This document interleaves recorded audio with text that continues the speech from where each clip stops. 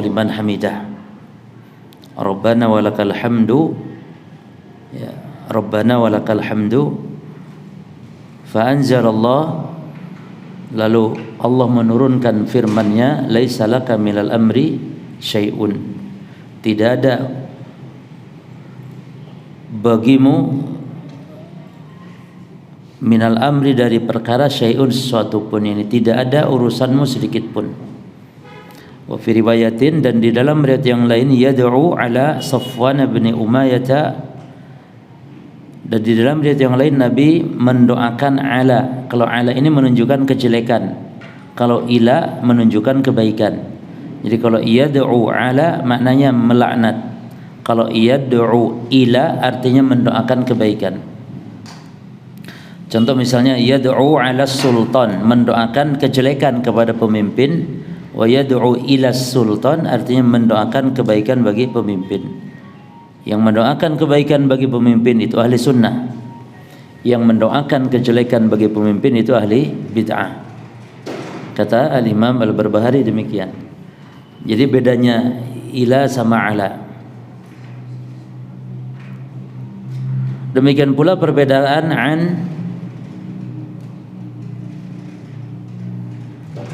an dengan ila. Kalau an artinya benci. Kalau an artinya benci, seperti faman raghiba an. Jadi kalau ada raghiba an artinya di situ maknanya benci. Faman raghiba an sunnati, maka siapa yang membenci sunnahku. Tapi kalau faman raghiba ila artinya cinta. Jadi kata-kata sambung seperti itu ada yang memiliki arti kontradiksi, ya tergantung penempatannya. Nah, ini sekedar contoh ya. Jadi yad'u ala artinya apa? Mendoakan jelek kepada siapa? Melaknat siapa? Safwan bin Umayyah, Suhail bin Amr, wal Harith bin Hisham, dan Harith bin Hisham. Ini tiga ini tokoh orang-orang musyrik. Ya. Tapi ternyata masuk Islam sebagiannya. Menunjukkan Nabi mendoakan seperti ini. Nabi itu tidak tahu perkara gaib gitu. Ya, karena kalau memang tahu akan dapat hidayah, tidak mungkin didoakan laknat oleh Nabi sallallahu alaihi wasallam. Makanya Allah melarang melaknat seperti itu. Melaknat seperti itu dilarang akhirnya. Fanazzalat, maka Allah menurunkan firman-Nya, laisa laka minal amri syai'un. Tidak ada urusanmu wahai Muhammad sedikit pun tentang perkara mereka. Ya. Ini kejadiannya para jamaah sekalian ketika Nabi kunut di saat sholat subuh. Ini hadis sahih Bukhari. Ya. Sehingga ini dijadikan dalil oleh orang-orang yang kunut subuh secara dawam. Padahal para jemaah sekalian, kalau kunut subuh itu tidak masalah. Yang masalah itu kunut subuh seumur-umur hidup. Ya. Bahkan termasuk bid'ah kalau sholat itu kunut tanpa hajat. Bid'ah hukum kunut dalam sholat, kunut yang doa ketika berdiri dalam sholat. Itu bid'ah kunut di dalam sholat tanpa hajat. Seperti yang kunut di duhur aja terus, setiap duhur kunut, bid'ah itu tanpa hajat. Setiap asar saja kunutnya, bid'ah itu. Maka termasuk kunut kan dibolehkan ketika witir, tapi jangan tiap malam, tiap witir kunut, enggak. Ada hajat saja. Kita kunut ada hajat, ada hal penting yang kita mau doa kepada Allah, doa kunut. Ya. Taib, jadi kunut itu, kunut para jemaah kalau secara bahasa, kita bahas kunut dulu sekarang. Kunut secara bahasa memiliki banyak makna. Ya. Makna yang pertama artinya taat atau ta'ah. Kunut, al-kunutu bimakna at-ta'ah. Mana dalilnya? Contohnya mana? Dalam surah Al-Ahzab ayat 25. Wal qanitina wal qanitat wal qanitin wal qanitat, dan laki-laki yang qanit dan perempuan yang qanitah. Apa arti qanit di sini? Bukan yang kunut tapi yang taat. Laki-laki yang taat ay al-muti'in wal muti'at, itu artinya. Yang taat dan laki-laki dan perempuan yang taat. Yang kedua al-qunut bermakna sukut, as-sukut. Apa sukut? Pakai ta. Kalau sukuta pakai qaf dan akhirannya to, itu artinya jatuh. Sukuta. Tapi ini sukut ta pakai ta akhirnya dan pakai kaf. Ya cuma beda-beda tipis ya, sama-sama sukut. Kalau sin qaf dan to akhirannya itu jatuh. Kalau sukut pakai kaf pakai ta ini artinya diam. Ya. Diam.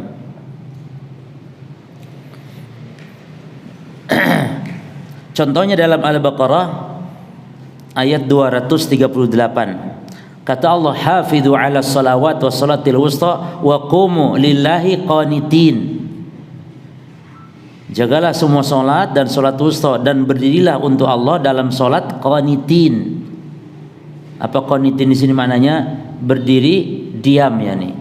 Khusyuk, diam, jangan banyak gerak, jangan banyak ngomong. Ini kan ayat turun berkaitan dulu sholat itu masih boleh ngobrol cuma. Dulu di awal Islam para sahabat sholat itu masih boleh bicara gitu maksudnya.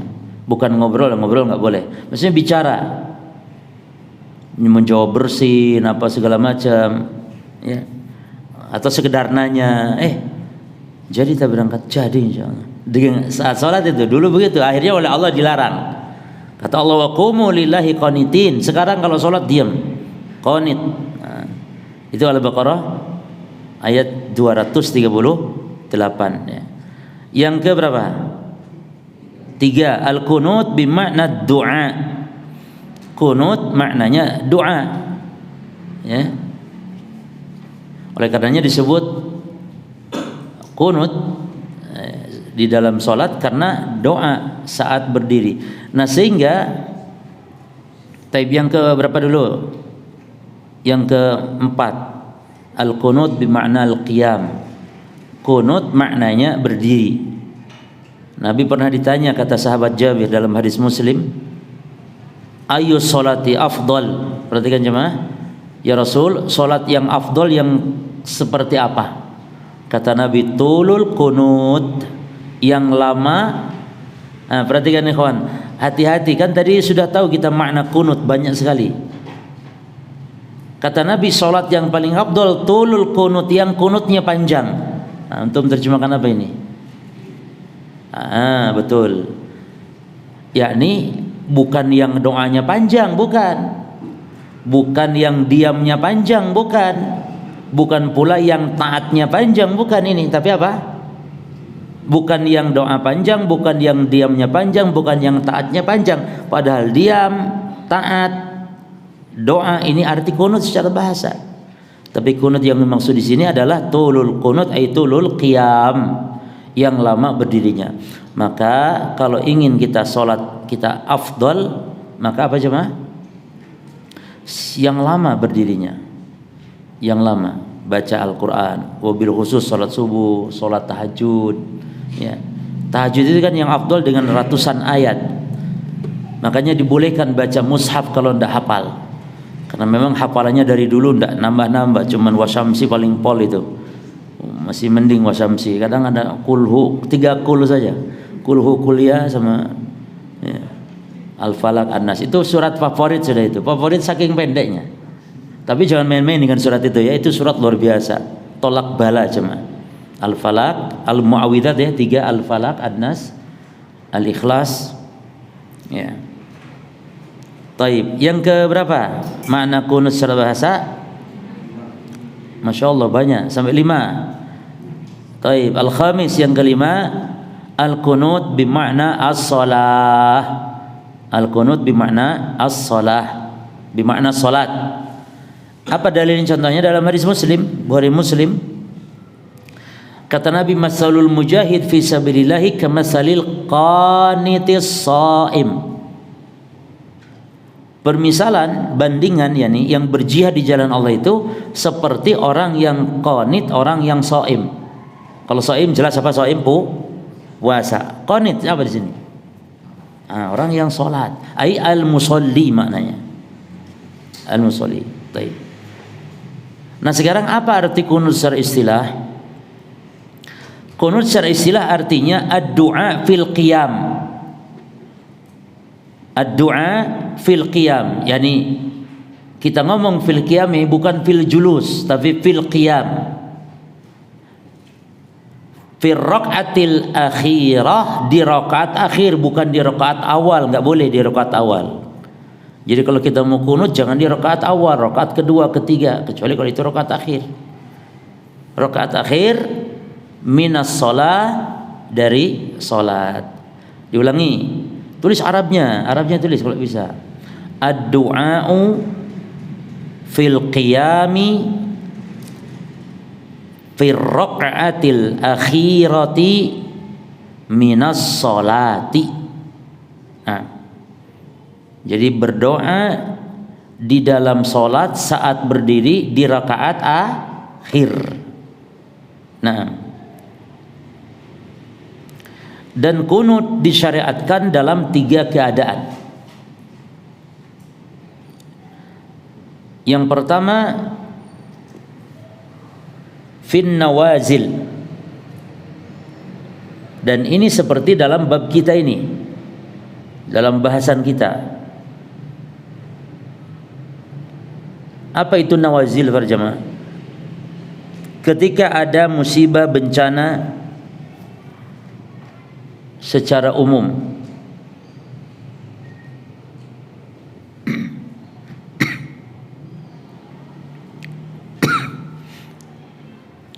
di antara dalilnya adalah ketika Nabi sallallahu alaihi wasallam mengutus para jemaah sekalian 70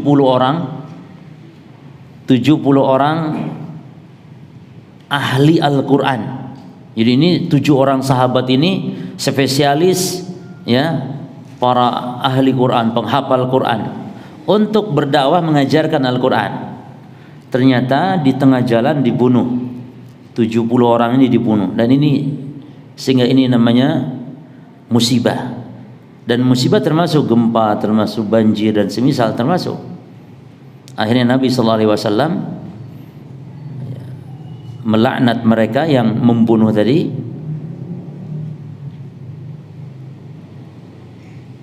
dengan doa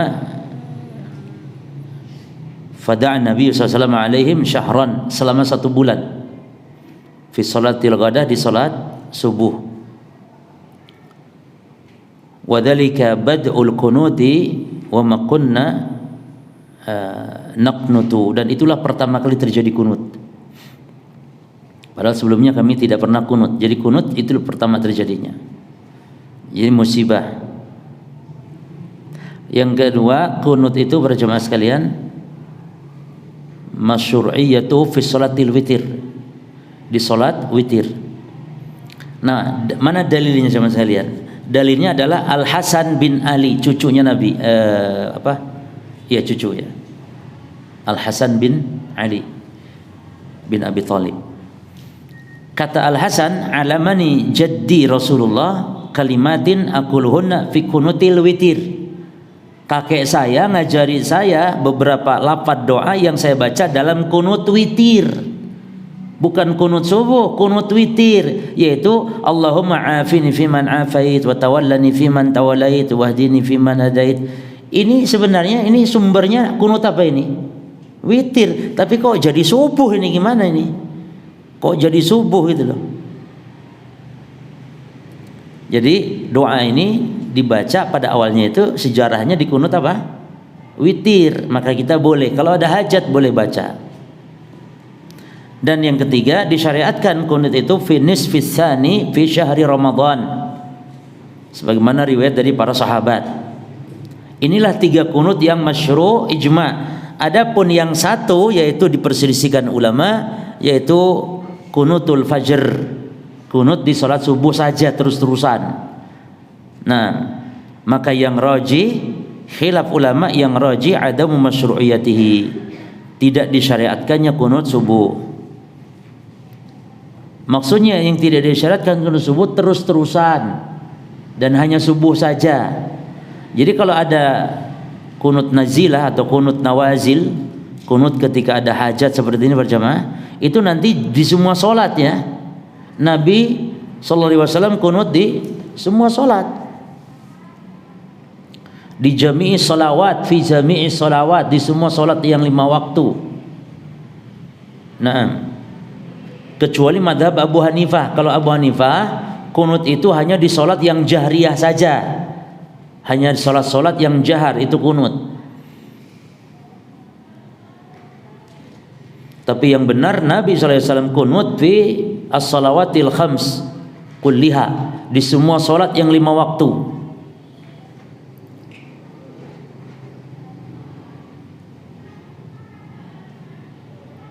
Demikian pula ada ulama yang berpendapat kunut nawazil ini sudah dihapus katanya hukumnya, sebagaimana ulama-ulama Kufah seperti Imam Laits bin Sa'ad ya.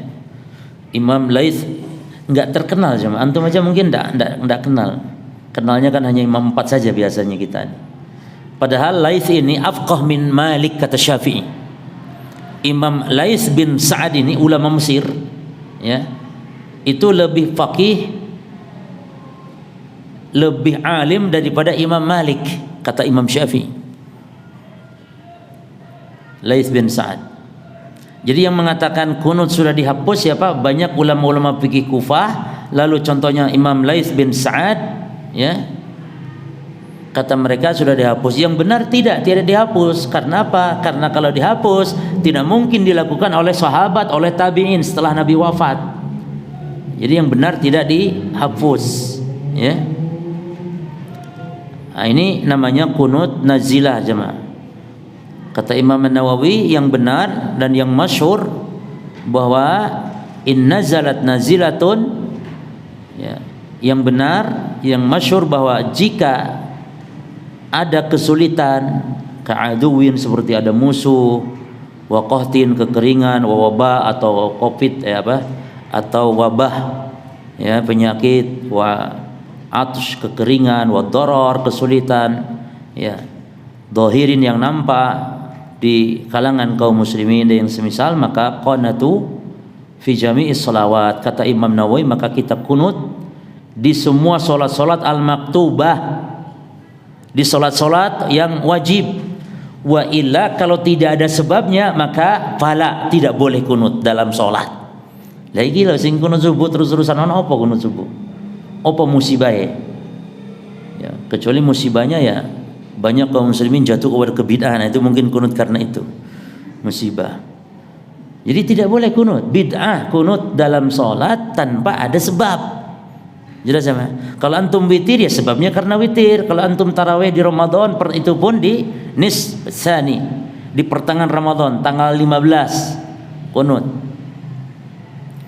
Dan juga jangan terus-terusan gitu aja, supaya orang Islam itu tidak menganggap itu suatu hal yang wajib gitu. Sesekali ditinggalkan, kadang kunut, kadang tidak. Nah, makanya Al-Imam Nawawi membuat judul bab dalam kitab Sahih Muslim. Jadi para jemaah, tolong dibedakan. Kalau kitab Sahih Bukhari, judul babnya itu memang buatan Bukharinya. Bahkan disitulah fikihnya Bukhari rahimahullah. Jadi Imam Bukhari kalau membuat judul bab itu menunjukkan pendapat, akidah, keyakinan dan fikih beliau rahimahullah. Tapi kalau Sahih Muslim, hati-hati, judul bab semua itu bikinan bukan Imam Muslim. Imam Muslim tidak pernah buat judul bab, enggak, hanya hadis saja ya. Hadis, nyebutkan hadis enggak ditulis apa judul babnya, enggak. Berarti judul bab itu dibuat oleh para pensyarah, diantaranya Al-Imam An-Nawawi rahimahullahu ta'ala. Jadi keliru kalau kita katakan misalnya berkata Imam Muslim di dalam kitab sahihnya bab ini, salah. Karena bab itu yang nulis bukan Imam Muslim tapi pensyarah itu Al-Imam An-Nawawi. Maka Imam Nawawi membuat judul bab di dalam Sahih Muslimnya ketika beliau syarah Sahih Muslim, bab istihbabil kunut bi jami'is shalah, bab dianjurkan kunut pada setiap salat. Idza nazalat bil muslimina nazilatun, apabila terjadi musibah kepada kaum muslimin. Nah, lalu apa faedah kunut nazilah ini jemaah? Yang pertama ya berarti menghidupkan sunnah Nabi sallallahu alaihi wasallam, tatbiqun li sunnati Nabi. Ya. Kalau menghidupkan sunnah berarti qada'un 'alal bid'ah. Kalau dikatakan menghidupkan sunnah berarti memadamkan bid'ah. Itu faedah kunut nazilah yang pertama. Yang kedua, fihi ihtimamun bi amril muslimin. Berarti kita ini peduli kepada urusan kaum muslimin. Nah, dan kita gembira ya ketika kaum muslimin selamat dari mara bahaya. Yang ketiga, faedah kunut adalah ta'rifun lil muslimin bi akhwali ikhwanihim fi kulli makan. Mengenal keadaan kondisi kaum muslimin di semua tempat. Yang keempat para jemaah, faedah kunut adalah bara'atun lana amam Allah idza sa'alna yaumal qiyamah. Apa ya bara'atun lana amam Allah? Terjemahan yang pas yakni, kalau secara bahasa sih terjemahnya membebaskan beban kita kalau Allah tanya di hari kiamat, apa yang telah kau lakukan untuk saudaramu. Jadi apa? Membebaskan kita dari pertanyaan Allah di hari kiamat. Membebaskan kita dari pertanyaan Allah di hari kiamat, apa yang telah kau lakukan untuk saudaramu. Oh, saya telah kunut ya Allah, telah doakan ya itu. Yang ke berikutnya, fihi ibadatud du'a khasatun fis shalah. Di dalamnya terkandung ibadah berupa doa khususnya di dalam salat. Karena perjamaah yang diantara rahasia Allah menurunkan pertolongan itu jemaah ketika seseorang itu doa khusyuk ikhlas di dalam salatnya. Maka antum tuh sering-sering doa dalam salat jemaah. Doa ini aneh kaum muslim ini, kalau sedang salat anak sering saksikan. Kalau salatnya mereka naudzubillah min dzalik, salat mereka itu Allahu akbar, Allahu akbar, Allahu akbar, Allahu akbar. Seret selesai itu baru khusyuk. Khusyuk wirid khusyuk kemudian doa. Justru yang harus khusyuk itu saat salatnya, bukan saat doa setelah salat. Kan ada yang gitu tuh jemaah. Salatnya kenceng kilat banget, setelah itu baru pimpin doa, pimpin dengan khusyuk. Pelan kalau baca setelah salat, kalau wirid itu pelan, khusyuk. Kenapa kalau salat kok kayak maling dikejar Pak polisi? Ya ini cepat sekali. Justru doa itu dalam salat. Innama nasarallahu hadhil ummah. Kata Nabi, sesungguhnya umat ini ditolong Allah itu dengan sebab apa? Bidu'afaihim, karena orang-orang lemah mereka, bisolatihim, solat-solatnya mereka, wa da'watihim, doanya mereka, wa ikhlasihim, keikhlasannya mereka. Ditolongnya umat ini. Maka terkadang ikhwan, Allah turunkan pertolongan dan sebab mungkin orang-orang yang khusyuk, ikhlas, ahli tauhid, ahli sunnah, yang doa dalam salat mereka. Maka ini, makanya negeri tauhid, negeri yang paling peduli dengan kebutuhan kaum muslimin. Itu Masya Allah, Saudi Arabia itu cuma kalau ada bencana dimanapun, hatta negara kafir sekalipun, oleh Saudi dibantu cuma. Apalagi negara-negara kaum muslimin, negara Islam. Bukan hanya bantuannya, tapi juga mereka pada kunut. Ya, imam-imam masjid Saudi itu pada kunut mendoakan kaum muslimin. Bahkan pernah juga Indonesia didoakan oleh mereka ketika kita terjadi bencana-bencana atau yang semisal. Nah, terkadang Allah cabut penderitaan bala dan bencana itu dengan sebab doanya saudara-saudara kita seperti itu. Kemudian pembahasan berikut jemaah, mahal kunutin nawazil. Posisi kunut nazilah. Kunut itu ada qabla ruku, ada ba'da ruku jemaah. Tapi ingat, kalau kunut nazilah, sebagaimana dalam hadis kita ini juga, kalau kunut nazilah adalah ba'da ruku'. Kalau kunut nazilah, sebagaimana banyak riwayat-riwayatnya. Contohnya dalam hadis Bukhari, Nabi itu kunut nazilah, ya, disebutkan sebagaimana dalam hadis kita ini juga, itu ba'da ruku'. Kata Ibnu Umar bahwa beliau mendengar Nabi membaca tadi kapan? Yani idza rafa'a ra'sahu minar ruku', saat beliau angkat kepalanya dari ruku'. Jadi kunut itu tempatnya dua, satu qabla ruku', yang kedua ba'da ruku'. Yang kunut nazilah itu ba'da ruku'. Sebagaimana kata Abu Hurairah, anna Rasulullah sallallahu alaihi wasallam kana idza arada an yad'uwa ala ahadin atau yad'uwa li ahadin, Nabi itu kalau mau melaknat seseorang atau mendoakan kebaikan seseorang, maka qannata ba'da ar-ruku', maka beliau kunut setelah ruku'. Tapi nanti akhirnya melaknat seperti ini kan dilarang akhirnya oleh Allah. Tapi boleh melaknat secara umum. Allahumma al'an al-kuffar misalnya, al-yahud wan nasara, boleh kalau umum. Tapi kalau melaknat kafir, Nabi akhirnya dilarang oleh Allah. Karena ternyata orang yang dilaknat Nabi tadi masuk Islam sebagiannya, seperti Suhail masuk Islam dan baik keislamannya. Oleh karenanya berjamaah, melaknat orang kafir pun kalau secara ta'yin enggak boleh. Ada orang kafir namanya Johnson, Allahumma al'an Johnson, ya Allah laknat si Johnson ya Allah. Tak boleh, karena kita tidak tahu. Nah, barangkali Pak Johnson masuk Islam, masuk surga nantinya, kita tidak tahu. Apalagi melaknat ta'yin orang Islam, seperti si fulan presiden misalnya kafir, tidak boleh. Ya. Mengatakan presiden kafir nggak boleh, karena berarti mentakyin orangnya. Mudah-mudahan nggak ada yang motong video nanti presiden kafir, nggak bolehnya dipotong. Ini fitnah, jangan fitnah ya. Sehingga ada ustadz mengkafirkan presiden, justru anak melarang malah dipotong itunya nanti. Ini fitnah video zaman sekarang. Bahkan sekarang konon katanya, maka ibu-ibu hati-hati jangan suka selfie-selfiean itu. Sekarang katanya ada video yang bisa diedit sehingga menjadi telanjang. Pakainya bisa lepas, tapi wajah atau mungkin apa ya? Diedit mungkin ya. Fotonya foto wanita baik-baik, gambar wajahnya tapi ke bawahnya telanjang. Na'udzubillah. Maka hati-hati juga selfie atau suka main video nih, ngupload video kegiatan yang tidak bermanfaat. Dan memang wanita hukum asal tidak boleh wanita, atau walaupun wanita ceramah sekalipun tidak boleh walaupun video, karena beda wanita laki-laki. Nah, jadi kesimpulannya apa jemaah?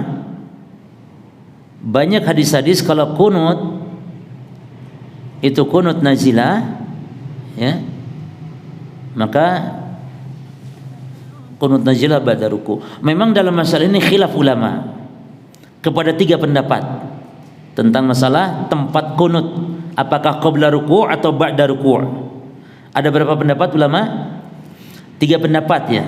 Di antara mereka ada yang memutlakan ba'da ruku'. Di antara mereka lagi ada yang mengatakan mutlak sebelum ruku'. Di antara mereka ada yang mengatakan boleh dua-duanya, bebas. Ya. Nah, yang rajih para jemaah di antara pendapat ulama, anna maudhi'a qunutin nawazil huwa ba'da ruku'. Bahwa kunut nazilah ini ba'da ruku'. Jangan sebelum ruku'. Adapun kunut yang lain, ya, maka boleh qabla ruku'. Seperti kunut tarawih atau kunut yang witir. Bahkan harusnya sesekali umat ini diajarkan jemaah. Dan memang demikian, kalau sesuatu ibadah jemaah yang datang riwayat-riwayatnya itu beraneka ragam, kaidahnya apa jemaah? Apa kaidahnya? Kalau datang bentuk-bentuk ibadah beraneka ragam, maka kita amalkan semuanya secara bergantian. Itu kaidahnya. Jangan hanya satu itu saja. Seperti banyak sekali contohnya, banyak dalam wirid dan dikir misalnya. Dikir-dikir istiftah itu banyak sampai belasan. Tapi banyak kaum muslimin cuma satu tok, wajah tu saja. Dari zaman dulu sampai mau mati wajah tu. Padahal dikir yang lain banyak. Ini kaidahnya demikian. Amalkan semuanya. Adzan itu ada dua. Lafaz adzan ada dua jemaah. Amalkan semuanya secara bergantian. Ya. Kalau bisa semuanya memungkinkan, baca semuanya. Contoh dikir setelah sholat. Jadi sebenarnya berjamaah dikir setelah sholat itu dikir-dikir yang aneka ragam bentuknya. Sebenarnya kita memilih salah satu sudah cukup. Sebenarnya begitu. Jadi jangan merasa kalau tidak dibaca semua mendingan nggak dikir. Ini kesalahan kebatilan ini kejahilan ini namanya. Kan ada orang disangkanya dikir pada sholat itu dibaca semua tuh jemaah. Itu macam-macam, banyak macamnya. Antum pilih satu saja. Toib Ustaz ada waktu dua, tafadhol, tidak masalah. Kalau memungkinkan baca 2, 3, 4 dikir pagi petang sama. Dikir pagi petang itu juga pilih salah satu. Antum baca asbahulillah dan seterusnya. Satu itu tok saja benar itu selesai. Selesai antum sudah dikir pagi petang. Kan ada orang yang enggak mau diganggu. Kayaknya harus meyakini harus wajib harus dibaca semua. Ini yang kejahilan ini. Tidak ada yang mengatakan harus, tapi silakan kalau mau, tapi jangan dianggap harus dibaca semua. Sehingga dikir pagi cukup satu selesai. Dikir setelah sholat selesai. Maka kadang-kadang ada orang yang suudzon kepada temannya ketika dia habis sholat, dia astagfirullah mantas salam kassalam selesai pulang dia. Ini enggak zikir ini orang ini. Ya sudah zikir dia itu sudah sesuai sunnah juga. Ya. Ini masalah jemaah. Hal-hal seperti itu masalah. Jadi amalkan semuanya bergiliran. Adzan Abu Mahdhurah.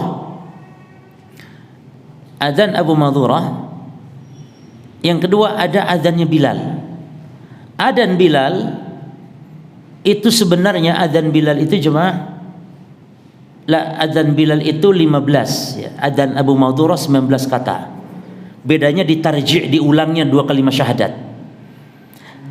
Madhab Syafi'i menggunakan adzan Abu Mahdhurah sebenarnya, yaitu yang ada tarji'nya. Sama lafaz semuanya, cuma Nabi perintahkan Abu Mahdhurah untuk mengulang. Pertama baca 2 kalimat syahadat pelan, lalu diulang, maka disebut tarji'. Ini diulang 2 kalimat syahadatnya dengan lantang, dengan keras. Itu saja bedanya. Nah, adzan yang dipraktekkan di dunia ini rata-rata itu adzannya Bilal, yang itu adalah adzannya madhab Hambali dan madhab Syafi'i sebenarnya merojikan ya adzannya siapa? Abu Mahdhurah. Jadi di kita yang madhab Syafi'i adzannya sebenarnya ya harus diulang 2 kalimat syahadatnya. Cuma jemaah dua-duanya sah, silakan. Maka sesekali adzan Bilal, sesekali adzan Abu Mahdhurah, umat ini supaya tahu gitu jemaah. Di kita ini ketika mengamalkan yang satu, ketika yang satu dimatikan tidak diamalkan, lalu ada yang berusaha mengamalkan disebut bid'ah kan gitu. Ini apa ini? Adzan apa diulang? Dia yang tidak ngerti malah menyalahkan pula lagi. Kalau hujan, coba muadzin tuh praktekan. Kalau hujan, sallu fi rihalikum, supaya umat Islam terbiasa. Karena tidak terbiasa akhirnya apa? Bid'ah ini, adzan apa gitu bid'ah. Ini celaka seperti itu. Jelas ya?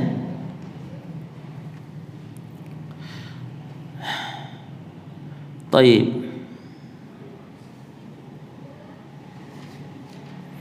Kemudian masalah kunut, masalah jahar jemaah. Jahar itu sepakat bahwa kunut itu jahar di semua sholat yang 5 waktu. Makanya Abu Hanifah mungkin bingung dia. Kunut hanya di sholat jahriyah saja. Sebab katanya kalau sholatnya sir mau bacanya masa baca. Ya walaupun sholat sir, kunutnya apa? Jahar gitu loh jemaah.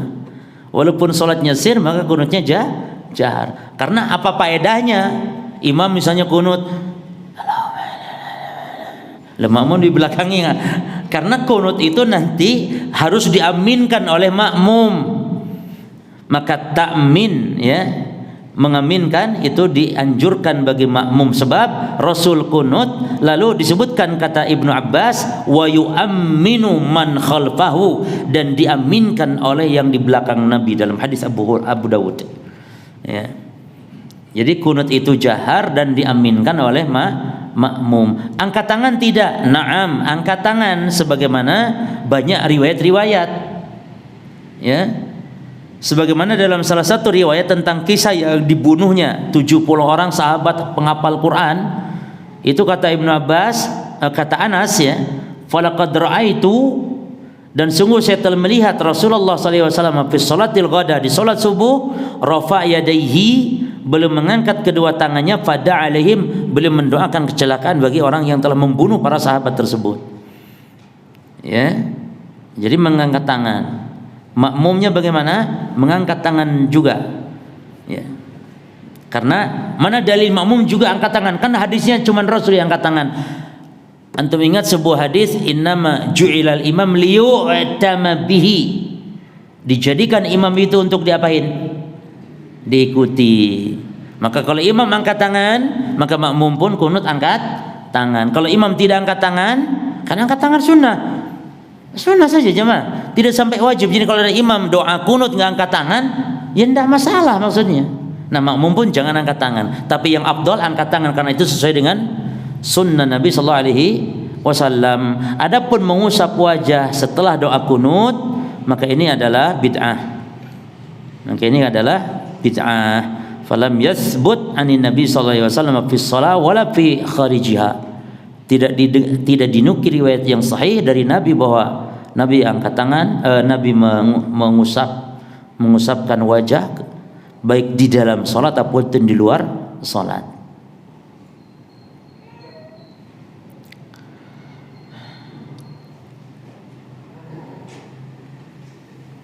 Kata Imam Al-Baihaqi, kata beliau, fa amma mashul yadaini bil wajhi 'inda al-faraghi min ad-du'a falastu ahfaduhu an ahadin min as-salaf.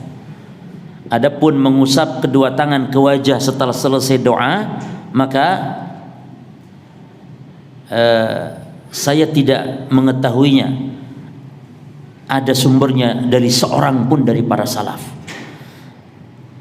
Bahkan Imam Nawawi, ulama besarnya madhab Syafi'i, dalam kitab Al-Majmu' mengatakan, kata beliau, la yamsah wa hadha huwa sahih ya.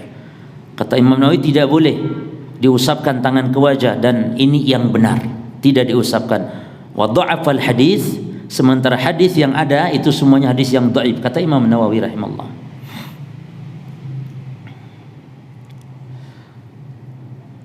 Salawat bagaimana? Ya, kalau salawat di akhir kunut masyru' secara umum ya, juga perbuatan para sahabat tidak masalah.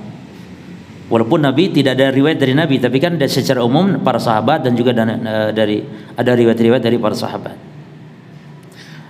Kemudian para jamaah sekalian,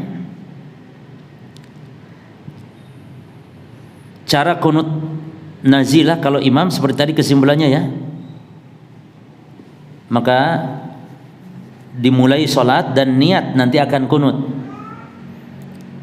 dan ketika dia ruku di rakaat akhir membaca sami'allahu liman hamidah rabbana lakal hamdu, kemudian mengangkat kepalanya, maka saat itu tidak langsung sujud tapi kunut, doa yang cocok, doa yang munasib. Kalau selesai dari doa maka bersolawat kepada Nabi, lalu turun untuk ruku, menurunkan tangannya dari angkat tangan begini tanpa mengusapkan ke wajah ya, kemudian sujud. Adapun makmum sama, mengikuti imamnya. Jadi kalau makmum, imam mengangkat tangan maka makmum mengangkat tangan, dan makmum jangan mendahului imam mengangkat tangan. Misalnya mentang-mentang tahu mau kunut ya, itu makmum sama Allah sudah langsung begini aja, imamnya padahal belum. Lihat dulu, kalau imam kunut ngangkat tangan maka makmum semuanya baru ikut. Kalau tidak ya jangan dulu, diam, barangkali imamnya nggak jadi, atau imamnya barangkali lupa, tadinya mau kunut terus nggak jadi kunut, lupa, nggak jadi, nggak masalah. Tapi imam bisa kadung koyong ini imamnya, Apa mana orang amin amin lalu urung imam sih belum apa-apa misalnya. Tidak boleh, lihat imamnya. Ya. Dan perhatikan imam dalam mengaminkan. Ini banyak salah kaprah juga. Makmum maksudnya. Makmum mengaminkan imam itu saat doa. Saat doa. Tapi kalau imam memuji Allah itu bukan amin amin.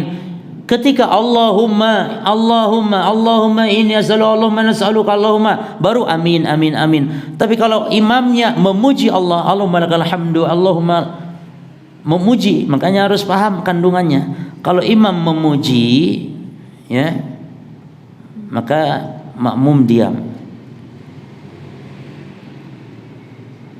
Dan makmum tidak ikutan berdoa, tapi cukup mengaminkan kalau imamnya doa. Wa yaskutu idza kana al-imam yuthni ala rabbih azza wajal.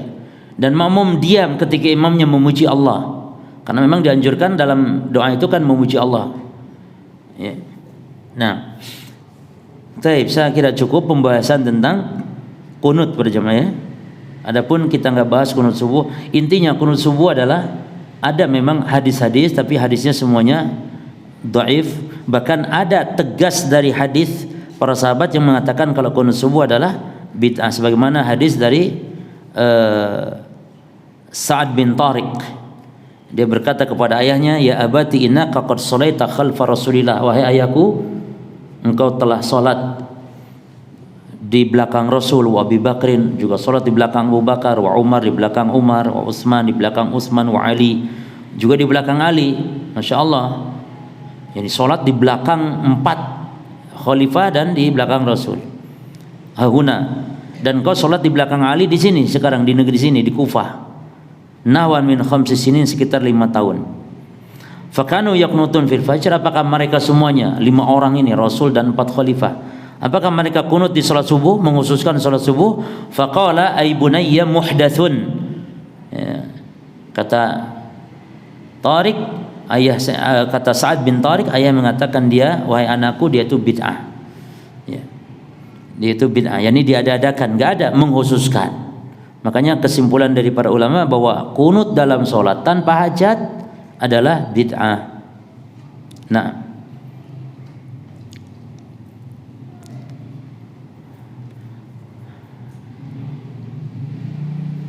kemudian di antara kesalahan-kesalahan bahkan kebid'ah dalam kunut jamaah ya, sebagian imam itu melakukan talhin dalam doa, itu kesalahan. Talhin wa taghanni, dan melakukan doa dalam kunut, apalagi di luar sholat jamaah, melakukan doa. Dalam sholat aja kan kalau secara akal bolehlah, sebagaimana kan baca Quran dilakukan dalam sholat, doa kunutnya bukan sekalian dilakukan. Ternyata tidak boleh ya, membaca doa kunut seperti membaca bacaan sholat. Misalnya Allahumma inna nas'aluka, kayak gitu tuh dilakukan, nggak boleh. Tapi cukup Allahumma inna nas'aluka, Allahumma inna na'udzubika, Allahumma. Begitu saja kalau kunut. Itu yang pertama. Kemudian yang kedua, mengada-ada lafaz-lafaz doa dibuat-buat. Nabi kunut itu kan tadi yang diajarkan ya. Kemudian tatwil, memperpanjang kunut sampai setengah jam kunut. Hatta ini terjadi di a'immatil haram, di para imam-imam Masjidil Haram. Itu disalahkan jemaah. Ya cuman namanya Masjidil Haram milik umat, kadang-kadang ada aja alasannya. Pokoknya kalau namanya Masjidil Haram dikecualikan dah gitu. Makanya para jemaah ya, antum jangan dipahami atau jangan dianggap apa yang dilakukan di masjid-masjid lain di Saudi Arabia seperti di Masjidil Haram. Tidak jemaah, tidak. Contohnya misalnya Masjidil Haram banyak reno-reno, banyak hiasan, ornamen yang jelimet. Di masjid-masjid lain Saudi Arabia tidak ada. Memang itu sudah haram, karena haram itu susah, angel, masjid milik dunia. Jadi pemerintah Saudi pun bingung mungkin bagaimana mau sesuai itu. Cuman itu pun sudah lumayan dah, daripada yang ngurus orang Indonesia nanti tambah parah. Itu pun lumayan sakmono itu. Ya. Kemudian apanya lagi? Bacaannya. Tarawih di masjid lain di Saudi tidak seperti di situ dalam baca doa kunutnya, tidak panjang-panjang. Ya biasa dibaca tapi tidak panjang. Taib ini di antara beberapa. Kemudian mudawamah, mendawamkan kunut witir. Antum boleh kunut witir di rumah toh, tapi kalau dawam terus-terusan, makanya sama saja dengan sholat subuh berarti. Ya. Boleh sesekali antum ada hajat doa misalnya, butuh apa doa. Antum sholat tahajud lalu sholat witir, kunut sesekali boleh. Ya. Demikian pula mendawamkan sholat subuh, witir, kunut di sholat subuh, maka ini pun tidak diperbolehkan. Baik, selesai para jemaah ya pembahasan kunut. Kita baca sekarang penjelasan Syekh Fauzan berkaitan tentang hadis. Yang pertama kosakata hadis dulu. Ibnu Umar, huwa Abdullah ibnu Umar ibnu Khattab radhiyallahu anhuma. Ibnu Umar adalah namanya Abdullah bin Umar ibnu Khattab radhiyallahu anhuma, sahabiyun jalil, sahabat yang mulia min ibadis sahabah, dari ahli ibadahnya para sahabat. Jadi spesial ahli ibadah. Dia termasuk salah satunya lagi Abdullah bin Amr. Ojo keliru ya.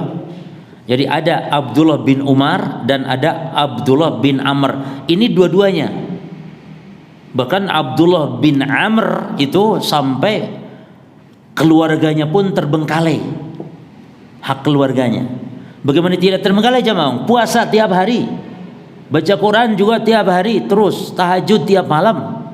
Sampai dilarang oleh Nabi, jangan berlebihan. Tapi tetap dia semangat. Tapi sudah kalau puasa juga jangan tiap hari puasa. Cukup puasa Daud. Ya Rasul saya masih kuat. Enggak ada lagi kata Nabi. Puasa Daud itu saya masih kuat katanya. Enggak ada lagi sudah. Yang afdol dari puasa Daud. Maka antum kalau sedang puasa Daud enggak bisa disibukkan dengan puasa lain. Sudah enggak bisa. Ada orang tanya, Ustaz saya puasa Daud boleh enggak Senin Kamis? Gimana antum mau bisa Senin Kamis? Kapan waktunya? Puasa sehari buka sehari, puasa sehari buka sehari dalam satu bulan.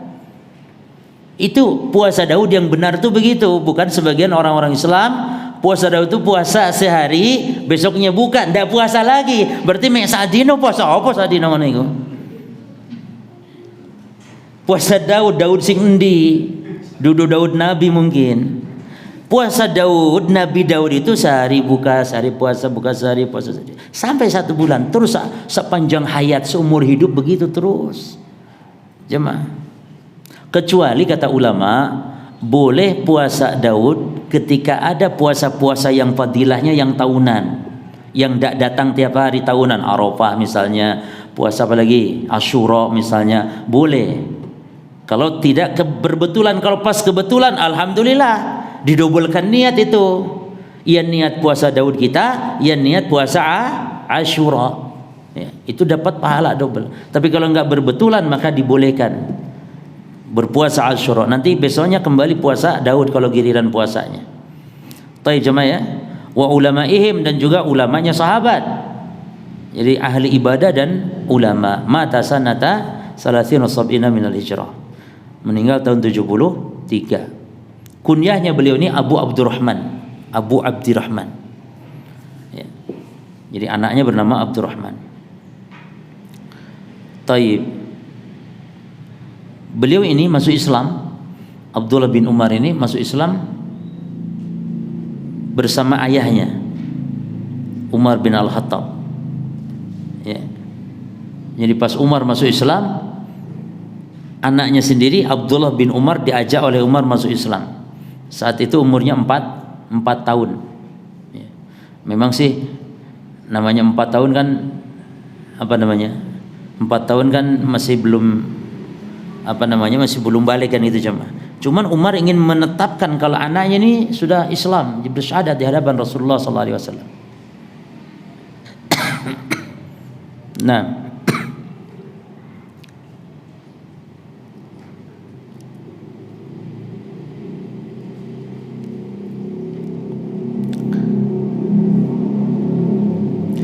ada satu peristiwa menarik para jemaah dari sahabat Abdullah bin Umar ini.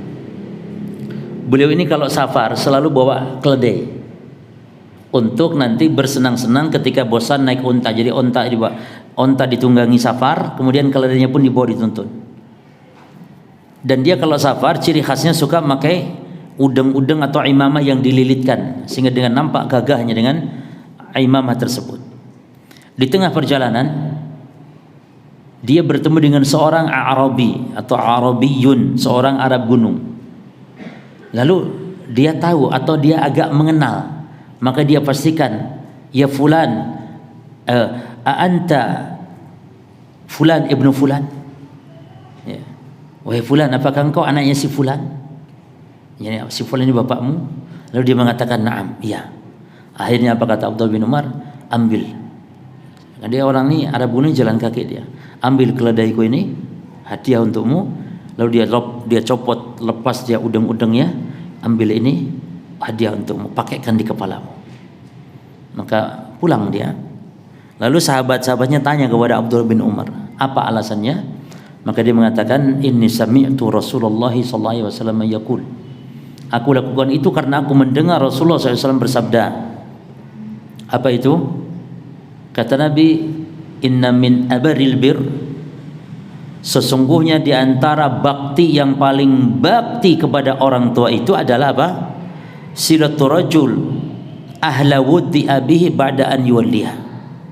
Itu seseorang menyambung kekerabatan, berbuat baik, ya, kepada siapa? Kepada keluarga teman bapaknya. Keluarga teman bapaknya saat bapaknya telah meninggal. Wa anna abahu, dan bahwasanya bapaknya orang tadi kana sadiqan li Umar, dan bapaknya orang ini adalah teman dekatnya Umar. Jadi kita berbuat baik kepada orang tua kita jemaah dengan cara berbuat baik kepada siapa? Kepada keluarganya, teman atau kerabat, apalagi bapak kita yang telah meninggal. Termasuk kalau kita ingin berbuat baik kepada istri yang telah meninggal, istri antum misalnya telah meninggal, semoga jangan dulu istri orang aja contohnya. Ada orang istrinya meninggal, bagaimana cara berbuat baik kepada istri yang telah meninggal? Berbuat baik kepada teman-teman dekatnya. Nabi itu suka menyembelih, kalau nyembelih seekor kambing, itu Nabi spesialkan teman-temannya Khadijah radhiyallahu anha. Sampai Aisyah itu cemburu loh, padahal orangnya udah meninggal. Khadijah sudah meninggal, bahkan Aisyah itu tidak kenal sama sekali, tidak tahu Khadijah sudah meninggal lama. Tapi Aisyah begitu dalam cemburunya kepada Rasul kalau sudah urusan dengan Khadijah. Ya. Ada suara temannya, saudaranya, bukan teman, saudaranya Khadijah, itu ngetuk pintu mengucap salam kepada Rasulullah karena ada hajat keperluan. Ya, ini saudarinya Khadijah jemaah.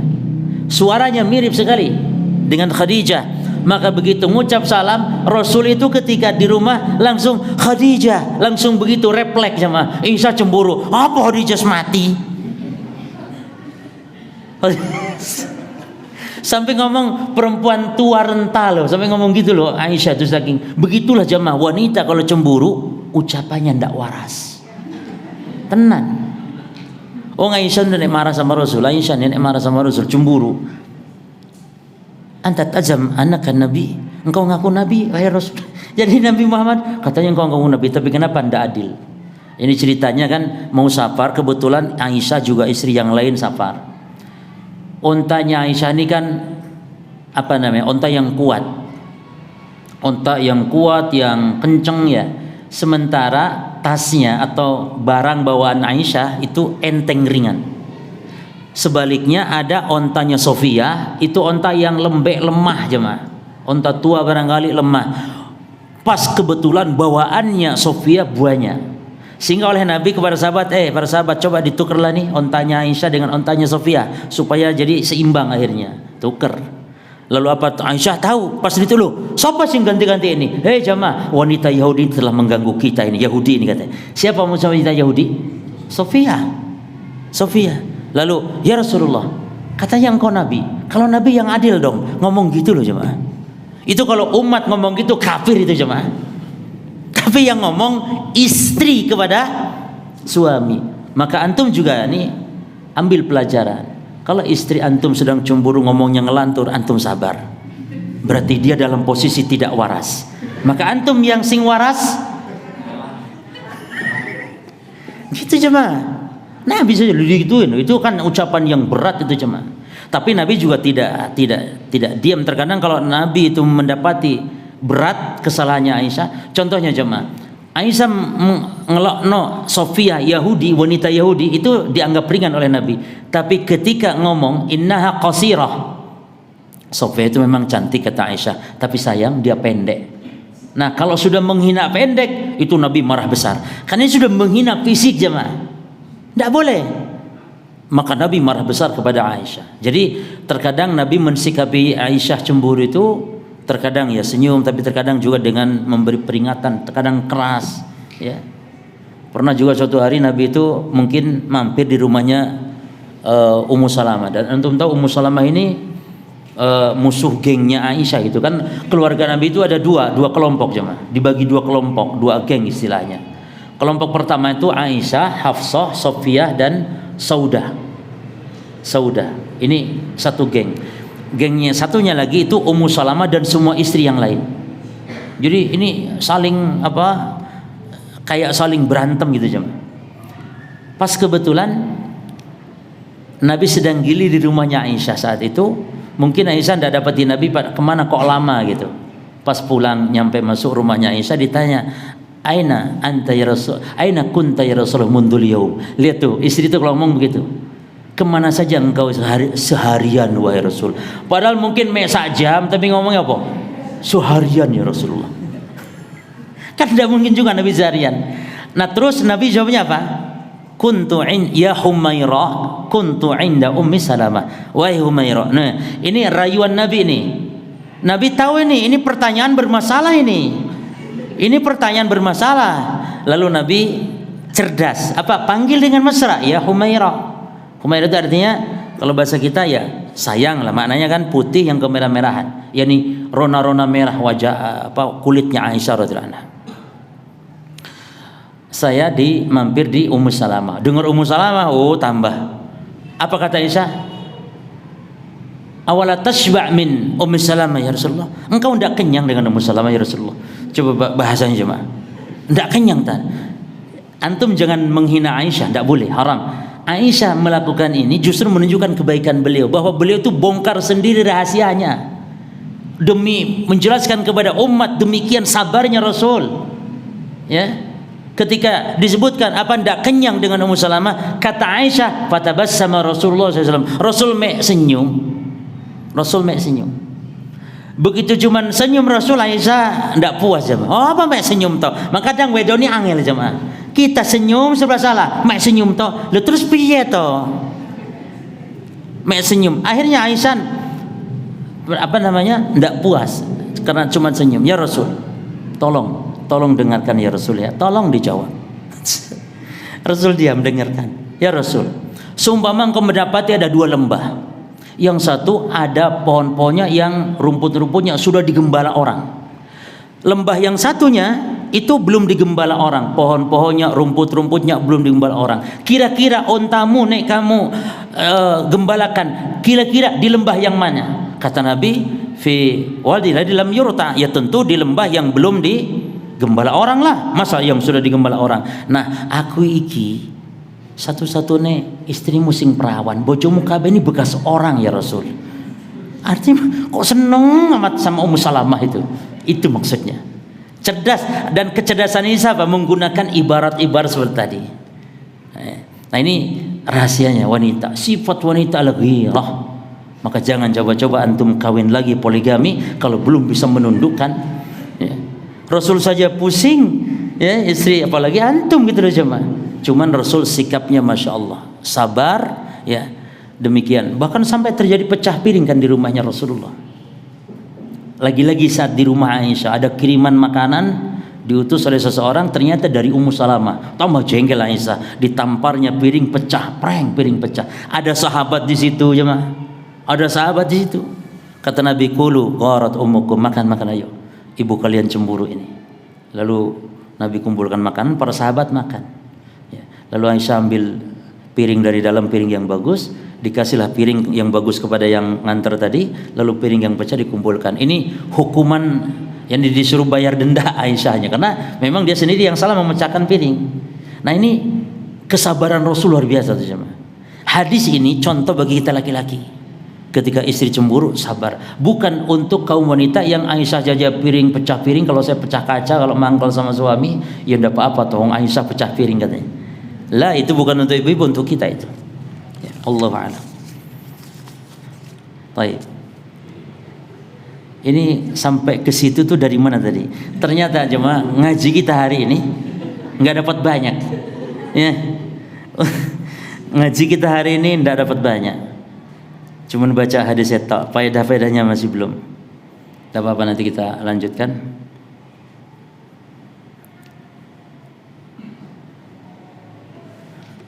Taib wa fihi ay fi sahih. Dan di dalamnya, maksudnya di dalam kitab Sahih Al-Murad bihi Sahihul Bukhari, maksudnya dalam Sahih Bukhari. Ya. Annahu sami'a Rasulullah, beliau mendengar Rasulullah, yakni ba'dama syujja wa qusirat rabaiyatuhu yauma Uhud. Yani maksudnya Ibnu Umar mengatakan, aku mendengar Rasul sallallahu alaihi wasallam. Ini kapan maksudnya? Yakni setelah Nabi sallallahu alaihi wasallam dilukai kepalanya sampai pecah juga, dipatahkan rabaiyatuhu, gigi taring beliau pada waktu peristiwa Uhud. Ya. Pada waktu peristiwa Uhud. Itu doanya Allah mal'an. Apa arti laknat jemaah? Kalau laknat itu dari makhluk, laknat itu ada dua macam. Laknat min kibalillah dan laknat min kibalil makhluk. Laknat dari arah makhluk. Jadi laknat ditinjau arahnya ada dua. Satu, laknat dari Allah, arahnya laknat. Yang kedua, laknat dari makhluk. Dan arti laknat para jemaah sekalian artinya at-tardu wal ibad anir rahmah.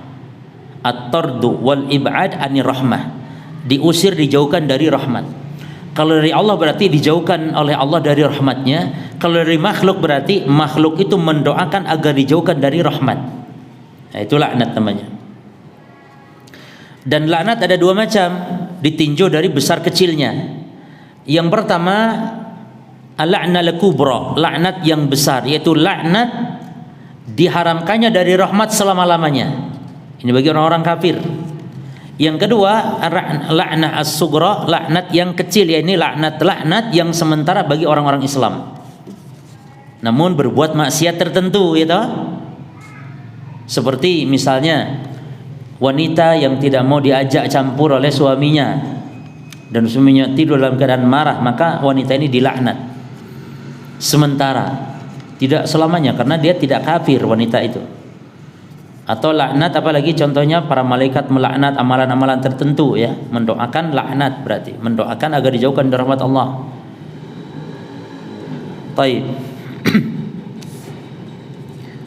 Maka dalam hadis ada laknat tuh dua-duanya sama. Tercantum dua-duanya, seperti la'anallah man dabaha li ghairillah. Allah melaknat orang yang menyembelih untuk selain Allah. Ini laknat yang besar apa laknat yang kecil? Besar, karena menyembelih selain Allah. Laknat yang besar karena syirik akbar. Lalu dalam hadis itu pula, wala anallahu man la'ana walidayhi. Allah melaknat orang yang melaknat orang tuanya. Melaknat orang tua itu ada yang laknat langsung, ada yang tidak langsung. Yang langsung melaknat langsung orang tuanya. Ya. Yang tidak langsung dia melaknat orang tuanya orang lain. Sehingga anaknya pun balik melaknat orang tuanya dia yang telah melaknat orang tuanya orang lain tersebut. Maka tidak boleh jemaah. Ini kaidahnya, tidak boleh kita melakukan keburukan kepada orang yang orang itu nanti akan balas dengan keburukan, sehingga terjadi kedoliman kepada orang tua kita atau kepada saudara kita, bahkan kepada Allah. Antum tidak boleh mencaci maki Tuhan sesembahan orang lain selain Allah, yang nanti dia akan balik mencaci maki Rabb kita yang kita ibadahi. Tidak boleh, itu kaidah itu. Kita ini kan hanya berdakwah, tidak diperintah untuk mencaci maki, menghina-hina sesembahan orang lain. Taib. Kita baca dulu. Sami Allah liman hamidah, ay ajaballahu man hamidahu wa taqabbalahu. Ini dibaca setelah ruku apa sami Allah liman hamidah. Yani Allah mendengar ini maknanya mengijabah. Allah mendengar itu ada dua makna. Makna mendengar yakni mengijabah, dan yang kedua makna mendengar yakni makna yang pertama mendengar yakni al-ijabah, dan makna mendengar Allah yang kedua yakni idraku al-masmu'at, menjangkau suara-suara yang terdengar. Nah, sekarang yang dimaksud sami Allah di sini apa jemaah? Al-ijabah maknanya. Maka kata Syekh Fauzan hafizallah, yakni sami Allah ai ajaballahu. Siapa yang diijabah Allah? Man hamidahu, itu orang yang memuji Allah, wa taqabbalahu, dan Allah menerimanya. Li'annahu qad udima li'annahu qad udiya li'annahu qad udiya billam, karena dia telah dimuta'adikan dengan lam, berarti untuk orang ya. Liman sami Allahu liman, ada lamnya sini, dimuta'adikan. Udia itu dimuta'adikan, disambung, maksudnya dimuta'adikan itu dengan kata dengan huruf lam. Alhamdu artinya apa? Didud dzam, lawan dari celaan, yakni pujian. Wa yakunu ala mahasini al mahmudi ma'al mahabbati lahu. Pujian kalau kepada Allah ini maknanya yakni pujian kepada kebaikan yang dipuji diikuti dengan kecintaan. Karena pujian tanpa kecintaan ini bukan untuk Allah tapi untuk makhluk. Biasanya misalnya memuji tanpa mencintai kan. Tapi kalau kepada Allah memuji itu dengan diikuti rasa cinta kita kepada Allah, atas dasar nikmat Allah, atas dasar apa kita memuji Allah? Atas dasar kesempurnaan sifat Allah. Nah, yad'u ala Safwan. Ala tadi apa? Mendoakan kejelekan kepada Safwan. Li'anahum, kenapa orang-orang ini dilaknat Nabi? Li'anahum ru'usu al-musyrikin, karena mereka di perang Uhud telah mengganggu Rasul kan, tentara orang-orang musyrik di perang Uhud. Li'anahum ru'usul musyrikin yauma Uhud, karena mereka adalah tokoh-tokoh orang-orang musyrik di waktu perang Uhud. Wa qad taballahu alaihim, dan sungguh Allah telah memberi hidayah mereka bertobat ya, mengampuninya. Faslamu, dan mereka masuk Islam. Wa hasuna islamuhum, dan mereka baik dalam keislamannya. Ini tiga orang ini semuanya masuk Islam, padahal Nabi mendoakan jelek. Makanya dilarang oleh Allah Subhanahu wa taala, karena kita tidak tahu akhir kehidupan seseorang.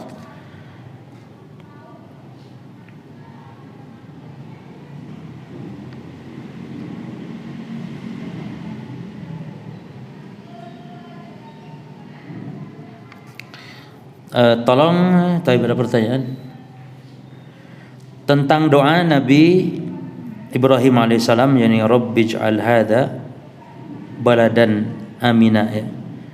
Itu yang kita baca dan dipopulerkan di momen-momen kemerdekaan, yang dengan sebab itu kita amalkan dan sebarkan tanpa niat mengkhususkannya pada 17 Agustus. Apakah termasuk bid'ah? Taib. Doanya, jadi sekarang ini kadang-kadang para ikhwan kayak kemarin, apa hukum perlombaan di hari raya kemerdekaan? Apa hukum tirakat di hari kemerdekaan? Itu jangan ditanya dulu masalah hukum perlombaan jemaah. Itu perlombaan itu adalah cabang permasalahan dari hukum cabang permasalahan dari hukum merayakan. Apa dulu hukum merayakan, baru dibahas nanti hukum perlombaan. Itu jemaah. Jadi ditanyakan hukum perlombaan sehingga nanti perlombaan itu dirinci, ada perlombaan yang halal, ada perlombaan yang haram, yang itu bukan. Ini kan dikaitkan dengan apa perlombanya? Perayaan gitu. Maka hukum perayaannya itu yang masalah. Terus para jemaah sekalian, tentang kaidah dalam masalah perayaan. Sebentar kita bahas dulu masalah perayaan.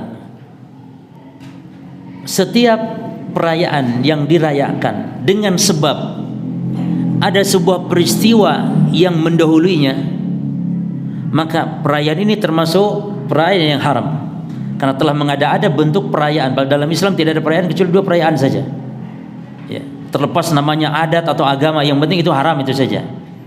Ya, mau disebut bid'ah, yang penting orang berarti telah membuat perayaan. Karena dia merayakan sesuatu yang sebelumnya terjadi apa? Peristiwa. Contoh, orang lahir di tanggal itu lalu dirayakan setiap hari lahirnya. Ada peristiwa mungkin dia nikah di bulan tertentu, di tanggal, maka dirayakan setiap tahunnya. Maka ini semuanya haram. Adapun merayakan suatu perayaan di sebuah waktu yang dia tidak khususkan dengan adanya peristiwa sebelumnya, maka ini tidak termasuk yang dilarang, walaupun jika meninggalkannya pun afdal. Meninggalkannya pun afdal. Tapi kalau melakukan tidak sampai jatuh kepada haram yang dilarang. Apa contohnya? Menetapkan tanggal sekian sebagai hari ini, sebagai hari itu. Contoh, hari pohon sedunia tanggal kapan sekian. Kenapa ditentukan tanggal ini? Ya kebetulan aja sih, nggak ada peristiwa apapun. Jelas ya? Ditetapkan hari apa misalnya? Hari apa biasanya? Ya wis hari pohon sedunia, hari jantung, hari jalan kaki sedunia, hari santri, hari apa. Ini kita bicara perayaan loh jemaah, bukan hari santri tapi beduk di jalanan keliling sampai joget-joget. Bukan itu yang saya bahas. Merayakannya. Ya. Bukan masalah isi perayaannya, joget dangdut koplo lain itu. Ya. Nah, hatta Idul Fitri dirayakan namun dengan cara joget-joget, haram. Haram jogetnya, bukan merayakan Idul Fitrinya. Itu aja. Tapi merayakan perayaan dengan sekedar makan-makan, senang-senang, halal apa haram makan-makan? Halal apa haram? Kok kayak ragu takut di ini kan ternyata. Makan ya halal tuh jemaah. Merayakan makan-makan, syukur, makan, panggil teman-teman. Itu yang dimaksud merayakan yang halal. Halal itu pun sampai joget-joget, maka ini lain Mas. Jelas jemaah ya? Maka dengan dasar kaidah ini kita tahu mana yang boleh, mana yang tidak boleh. Jelas. Nah, selesai. Termasuk berarti hari raya kemerdekaan pun tahu hukumnya seperti itu. Ya. Dari kaidah tadi. Nah, sekarang bagaimana di momen kemerdekaan lalu ada disebarkan atau di apa namanya ini? Dipopulerkan ya doa-doa, membaca doa tertentu. Sebenarnya doanya tidak masalah. Kita dianjurkan dalam setiap momen apapun untuk mendoakan negeri agar menjadi negeri yang aman. Ya. Namun ketika dibaca dalam momen perayaan maka ini tidak benar. Tapi kalau misalnya di bulan Agustusnya enggak tanpa niat merayakan agar kaum muslimin ingat banyak-banyak berdoa, ya kan? Karena kalau masalah mengingat ini adalah dulu kemerdekaan tanggal sekian, ya kan, 17, ingat kita sekarang di bulan Agustus ini bulan merdeka, ingat kita syukur dan semisal itu tidak masalah para jemaah. Tapi yang dimaksudkan merayakan dengan bentuk-bentuk apalagi ada ritual ibadah, maka keliru kata sebagian, ini kan bukan masalah ibadah, ini kan masalah adat biasa saja. Loh, kan ada tarekatan, ada apa lagi namanya, ada ritual ibadah, bahkan ada doa khusus, ada doa bersama dan semisal dalam rangka merayakan kemerdekaan tersebut. Nah, jelas ya? Jadi kalau doa seperti itu mengingatkan, bahkan mungkin membahas tentang anak aja kemarin di Jayapura itu daurah, padahal masih belum kemerdekaan, jauh di awal Agustus di Jayapura untuk tabligh akbar. Anak sudah buat judulnya adalah kaidah-kaidah penting dalam ibadah. Sudah dibuat pamflet besar-besar, sudah diumumkan. Tiba-tiba ada panitia pas besoknya, Ustaz, bagaimana kalau bahas momen kemerdekaan, mensyukuri kemerdekaan, katanya biar.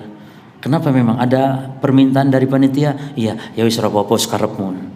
Akhirnya dirubah judulnya jemaah.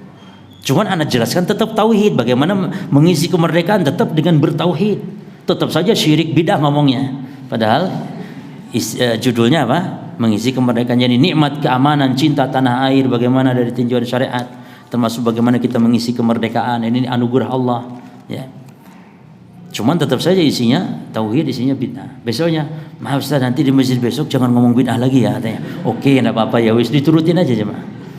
Begitulah masyarakat, sehingga seumur-umur enggak paham-paham bid'ah itu. Karena dilarang ustadznya mau menjelaskan bid'ah itu. Wallahu alam. Cukup ya. Subhanakallahumma bihamdika asyhadu an la ilaha illa anta astaghfiruka wa atubu ilaik. Assalamualaikum warahmatullahi wabarakatuh.